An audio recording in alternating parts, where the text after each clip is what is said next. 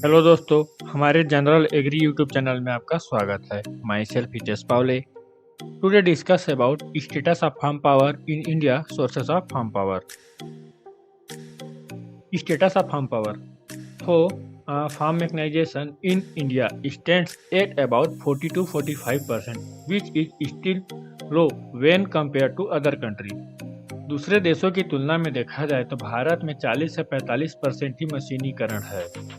अब आप देख लो, अमेरिका में 95%, ब्राज़ील में 75% और चाइना में 57%। दूसरे देशों की तुलना में देखा जाए तो भारत में जो मशीनीकरण है आधा है।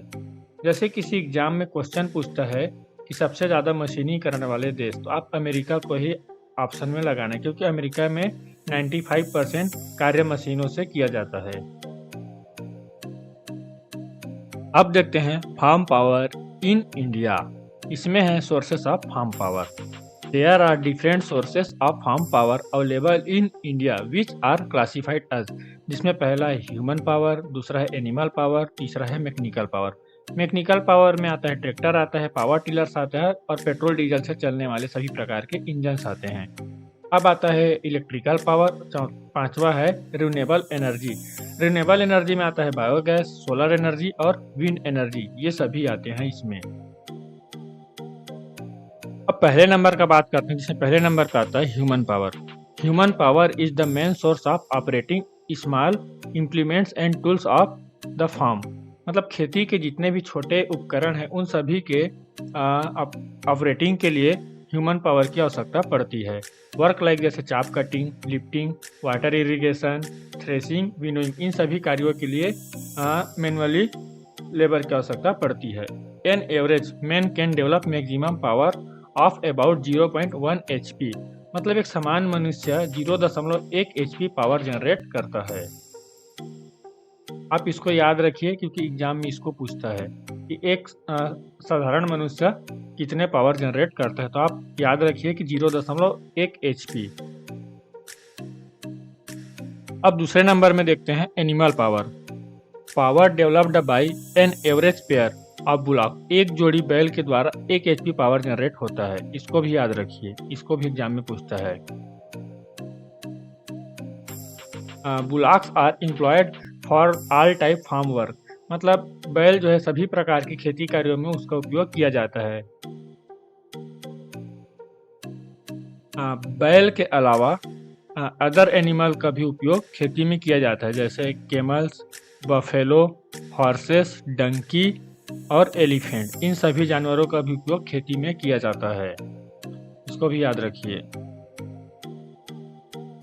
The average force a draft animal can extract is nearly 1/10 of its body weight. अब तीसरे नंबर में देखते हैं mechanical power. Broadly speak, mechanical power include stationary oil engine, tractor, power tillers and self operated combines. Internal combustion engine is good device for converting liquid fuel into useful work. जैसे diesel petrol का consumption करके उसको mechanical power के रूप में generate करना, इसको ही mechanical power कहते हैं। मैकेनिकल पावर दो प्रकार के होते हैं। पहला स्पार्क इग्निशन इंजन, पेट्रोल और केरोसिन इंजन। उसका आता है कंप्रेशन इंजन। कंप्रेशन इंजन में आता है आपका diesel engine. The thermal efficiency of diesel engine. Diesel engine का थर्मल इफिशियंसी होता है 32 to 38%। इसको याद रखिए। अब देखते हैं पेट्रोल इंजन का जो है थर्मल इफिशियंसी 25 to 32% होता है। इसको भी याद रखिए, एग्जाम में इसको पूछता है। Modern day almost all the tractor and power tiller operated by diesel engine. Diesel engine are used for operating irrigation pump, flour mill, sugarcane crusher, thresher, winnower. इन सभी को ऑपरेट करने में डीजल इंजन का उपयोग किया जाता है। अब बात करते हैं electrical power. Electrical power is used mostly in form of electrical Motors on the farms. देखे होंगे कि खेती के लिए इलेक्ट्रॉनिक मशीन का ज़्यादातर उपयोग किया जाता है, जैसे कि irrigation pump, rice mill, cold storage, इन सभी जगह में इलेक्ट्रॉनिक का उपयोग किया जाता है। अब देखते हैं motor is very useful machine for farmers. It is clean and smooth running. Its maintenance and operation need less. मतलब मेंटेनेंस और ऑपरेशन की बहुत कम ही आवश्यकता पड़ती है। थ्रो इट्स लाइफ, इसकी लाइफ साइकिल भी अधिक होती है। Electrical power is used for water pumping, dairy industry, cold storage, farm product processing, fruit industry, इन सभी जगहों पर इलेक्ट्रिकल पावर का उपयोग किया जाता है। अब देखते हैं renewable energy. It is the energy mainly obtain from renewable sources of energy like sun, wind, biomass etc. जैसे कि जानते हो रिन्यूएबल एनर्जी जिसका उपयोग हम पुनः दोबारा कर सकते हैं, जिसे हम रिन्यूएबल एनर्जी कहते हैं, जैसे है सन है, विंड है, biomass. Biogas energy, wind energy and solar energy are used in agriculture and domestic purpose with suitable device. Renewable energy can be used for lighting, cooking, water heating, space heating, water distillation, food processing, water pumping and electric generation। मतलब electronic light पैदा करने के लिए इसका उपयोग किया जाता है।